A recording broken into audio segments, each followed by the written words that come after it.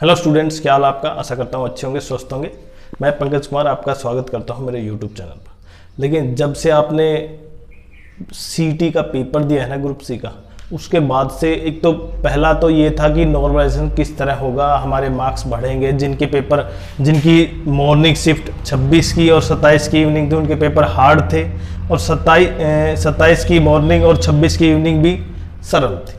लेकिन प्रत्येक बच्चा चाहता है कि लगभग मेरे न तो नंबर मार्क्स कटें, क्योंकि जिनके पेपर इजी थे तो उनकी गलती थोड़ी, वो तो किसकी गलती है भाई, तैयारी तो उन्होंने बराबर की थी।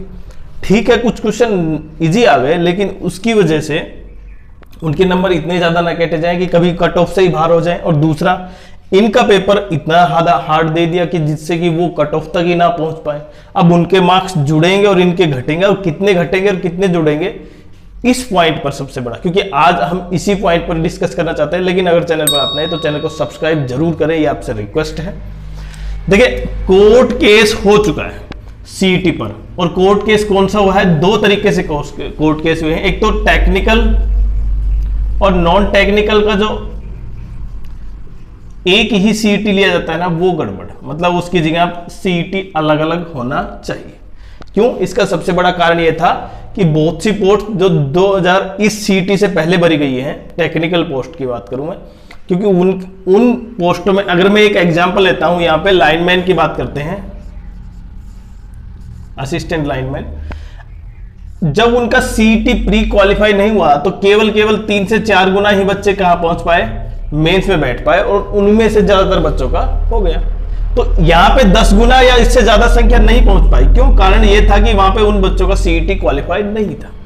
और ऐसे बहुत से बच्चे हैं जो टेक्निकल ग्रेड से हैं, उनका सीईटी क्वालिफाइड नहीं होता है, इसलिए वो आगे नहीं चल सकते, क्योंकि सब्जेक्ट तो तब बैठेंगे ना, अभी उनका सीईटी क्वालिफाई नहीं होगा प्री। दूसरा, नॉर्मलाइजेशन से संबंधित भी अब कहीं ना कहीं, क्योंकि जैसे ही आयोग ने यह कहा है ना कि आप भी सलाह दे सकते हैं, तो इसका अर्थ यह कि आयोग कहीं ना कहीं, हालांकि ऑफिशियली डाटा नहीं था, ऑफिशियली नोटिस नहीं था, लेकिन कहीं ना कहीं आयोग भी अब बैकफुट पर है कि नॉर्मलाइजेशन किस तरीके से किया जाए, जिससे कि प्रत्येक बच्चे को जिनके मार्क्स कटेंगे, देखे, वो फिर से वापस माननीय कोर्ट में जाएंगे, और जिनके मार्क्स नहीं बढ़ेंगे वो भी जाएंगे। तो इसलिए अब तो आयोग के पास एक ऐसा तरीका रह गया है जो केवल ऑल इंडिया बेसिस पर लागू होता हो। और ऑल इंडिया बेसिस पर तो दो ही रूल है, क्या, एसएससी का और रेलवे का, जो वो, क्योंकि उनकी शिफ्ट बहुत ज्यादा है। जैसे अभी एनटीपीसी का एग्जाम चल रहा है अंडर ग्रेजुएट का, आपको पता होगा, और उसमें शिफ्ट कितनी ज्यादा है आपको अंदाजा लग गया होगा। और उनका नॉर्मलाइजेशन जब रेलवे करेगी तो प्रत्येक बच्चा, मतलब क्या होगा, वहां पे उनका नॉर्मलाइजेशन होगा। लेकिन उससे नॉर्मलाइजेशन के बेसिस पर माननीय कोर्ट में मामला नहीं जाएगा, लेकिन यहां पर मामला पहले कोर्ट में चला गया। कारण क्या है कि बच्चे डरे हुए कि कहीं इनके मार्क्स ज्यादा न काट दी जाए और इनको मार्क्स ज्यादा न दे दी जाए। तो वो फॉर्मूला कौन सा होगा, अब ये माननीय आयोग पर फिर से क्या होगा, एक प्रेशर आ गया। तो आज हम इन्हीं पॉइंटों पर डिस्कस कर रहे हैं कि लगभग कितने मार्क्स आपके जुड़ेंगे और कितने घटेंगे। कैटेगरी वाइज नहीं बता रहा, हम यहां पे एवरेज मार्क्स बता रहे हैं। देखें, यहां पे यूआर, ओबीसी की बताया मैं, बीसी, ए, बी, एससी और ईडब्ल्यूएस। प्रत्येक कैंडिडेट जो अपनी अपनी कैटेगरी में है, वो चाह रहा है कि उसके मार्क्स कहीं ना कहीं बढ़ जाए और वो उस क्वालिफाई कर जाए कट ऑफ को। क्योंकि प्रत्येक बच्चा ये नहीं चाह रहा कि केवल एक जॉब मिले, वो ये चाह रहा है कि सिक्योर करूं मैं, जिसमें क्लरिकल भी, हरियाणा पुलिस भी और ग्राम सचिव, मतलब आप समझ पा रहे हैं कि वो प्रत्येक एग्जाम। तो यहां पे जब इनके जो पेपर हैं, जो हार्ड शिफ्ट हैं, उनके मार्क्स बढ़ेंगे। अभी इतने बढ़ा दिए और अगर इनके कम कर दिए तो कोर्ट में केस होगा, लेकिन उससे पहले ही केस हो चुका है। तो अब माननीय कोर्ट क्या डिसाइड करेगा, देखो, वो तो माननीय कोर्ट डिसाइड करता है कि किस तरह से होगा या किस तरह से नहीं होगा। लेकिन हम तो यहां पे जो लगभग आइडिया है ना, अब कहीं ना कहीं जो एचएसएससी है वो गवर्नमेंट ऑफ इंडिया का जो रूल रेगुलेशन है उन्हीं के ऊपर चले पाएगी। क्यों? क्योंकि जहां पे एसएससी का जो फॉर्मूला है, आपने देखा है नॉर्मलाइजेशन का, अगर आप उसको देखेंगे तभी चक्कर आ जाएगा। क्यों? वो फॉर्मूला ही ऐसा है, मतलब आम व्यक्ति को वो समझ में नहीं आएगा। हाँ बस नॉर्मलाइजेशन हो जाएगा। मतलब एक बेसिक सी बात करूं मैं, एवरेज मार्क्स इनके, एवरेज इनके, एवरेज इनके, एवरेज इनके, और जो डिफरेंस होगा उनको उसमें जोड़ दिया जाएगा, या जिसका ज्यादा होंगे वो सब्ट्रैक्ट कर लिए जाएंगे। मतलब यहाँ पे एवरेज 50, यहाँ पे 51, यहाँ पे 62 और यहाँ पे 60, तो यहाँ पे सबका एवरेज निकाल लेंगे। 50 प्लस 60 प्लस 62 प्लस 51, और सबका एवरेज मानो आया 58 आया।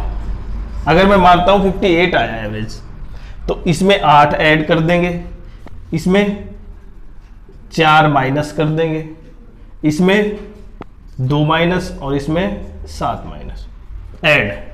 तो ये हो गया एवरेज मार्क्स नॉर्मलाइजेशन के बेसिस पे। लेकिन प्रत्येक बच्चा ये चाह रहा है कि एग्जैक्ट कितने बढ़ेंगे, वो सबसे बड़ा इश्यू है। तो आज हम ये आपके लिए ये सही एग्जैक्ट, क्योंकि जिस तरह एसएससी नॉर्मलाइजेशन करती है ना उसी के बेसिस पे, और यहां पे बढ़ेंगे किसके वो भी देखना है। ऐसा नहीं है कि सबके बढ़ेंगे और सबके घटेंगे, कुछ के मार्क्स बिल्कुल सेम रहेंगे, नहीं घटेंगे और ना ही बढ़ेंगे। तो यहां पे देखें, यहां पे अगर मैं एक हार्ड शिफ्ट की बात करूं, और हार्ड शिफ्ट में मानो एक कैंडिडेट के मार्क्स हैं यहां पे 62 मार्क्स है, मानो यहां पे इस शिफ्ट में 62 मार्क्स है, 26 मॉर्निंग में पेपर हार्ड था। अगर इसको 8 मिलते हैं ना, तो आप समझ पा रहे हो उसके कितने हो गए, 70 मार्क्स। मतलब वो तो पिक कर गया, ऊपर चला गया। लेकिन जिनके यहां पे 50 मार्क्स हैं, उनके 8 जोड़ेंगे 58 मार्क्स। तो सबके अगर हम एवरेज लेके आ जाते हैं 52, 58, 57 जो भी, तो फिर से वही एवरेज जब ये होगा तो कट ऑफ तो अप जाएगी। तो कट ऑफ अप जाएगी, तो इसका अर्थ ये नहीं है कि फिर पे वो 52, 54 रहेगी। तो कहीं ना कहीं एग्जैक्ट डाटा और एग्जैक्ट मार्क्स सबसे बड़ा पॉइंट है कि एग्जैक्ट मार्क्स कितने बढ़ेंगे। तो आप ये माने, अगर मैं इन सब के बारे में एवरेज अब बात करूं, वो तो हम एक कैलकुलेशन लगा रहे थे, लेकिन अब मैं एवरेज बात बताऊं कि लगभग कितने मार्क्स बढ़ेंगे और कितने घटेंगे। बाकी देखिए, प्रत्येक बच्चा ये मान सकता है कि उसके व्यू अपने अलग हैं, वो चाहता है कि उसके मार्क्स बढ़े, मैं भी चाहता हूं मेरे मार्क्स बढ़े। अगर मैंने समझ रहा है ना, मेरा पेपर हार्ड है तो मैं चाहता हूं मेरे मार्क्स बढ़े, प्रत्येक बच्चा यही चाहता है मेरे मार्क्स ना कटे इजी शिफ्ट में। तो लगभग आप मान सकते हैं कि मिनिमम, क्योंकि जब गवर्नमेंट ऑफ इंडिया मतलब एसएससी का फॉर्मूला अपनाया जाएगा, तो आप ये मान सकते हैं कि लगभग 8 से 10 मार्क्स तो बढ़ेंगे। 8 से 10 मार्क्स इनके घटेंगे भी, तो लगभग 8 से 10 बढ़ेंगे, तो 8 से 10 घटेंगे ये नहीं है, मतलब वहां पे मार्क्स घटेंगे, लेकिन कितने घटेंगे, लगभग आप मान सकते हैं कि 7 से 8 मार्क्स तो घटेंगे।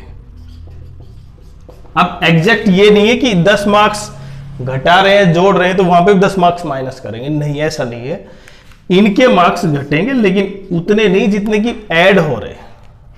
वो तो फिर इनको डबल बेनिफिट मिलेगा। जैसे इनको 10 मार्क्स बढ़े, उनके 10 मार्क्स घटे, इसके यहां पे 70 मार्क्स थे, तो ये आ गया भाई 10 घटकर 60, इसके 60 मार्क्स थे तो ये हो गया 70, तो देखिए वो तो फिर से बहुत नीचे चला गया। तो ऐसा नहीं है कि एग्जैक्ट उतने ही घटेंगे, बट उसके आसपास उससे कम थोड़ा घटेंगे। मतलब 8 से 10, 7 से 8, 8 से 10, 7 से 8, ये मार्क्स घटेंगे बढ़ेंगे।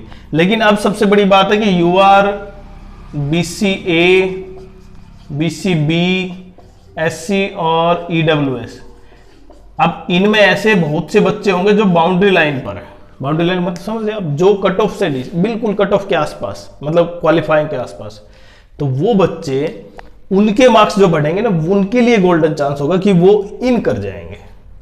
और कुछ ऐसे होंगे जो इन होंगे अभी वो बाहर चले जाएंगे। लेकिन जो फाइनल आंसर की आएगी उसके बेसिस पे भी तो डिसाइड होगा। जैसे एक रॉन्ग आंसर, मानो यहां पे 3 रॉन्ग आंसर है, अभी किसी उस 3 का 1 मार्क्स किसी को मिला हुआ है, ठीक है, और जैसे 3 रॉन्ग थे तो सबको मार्क्स मिलेगा, तो इसको तो 1 तो पहले मिला हुआ है तो केवल 2 मिलेंगे, जबकि जिनके तीनों गलत है उनको तीनों मार्क्स मिलेंगे। तो फिर से क्या हो जाएगी, अप या डाउन हो सकती है कट ऑफ। तो बिल्कुल आप सबसे पहले तो ये समझे कि अगर आपके जो भी मार्क्स हैं, पहले वो कमेंट्स जरूर करें।